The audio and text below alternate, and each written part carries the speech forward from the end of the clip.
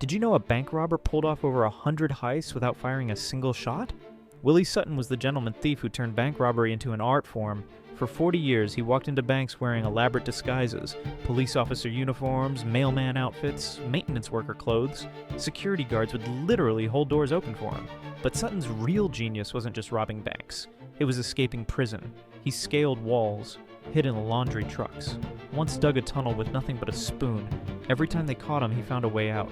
Over his career, Sutton stole $2 million. That's $30 million in today's money. When reporters asked why he robbed banks, his answer became legendary, because that's where the money is. But here's the twist nobody saw coming. After his final release, this master criminal became a security consultant. The same banks he once robbed were now paying him to protect them.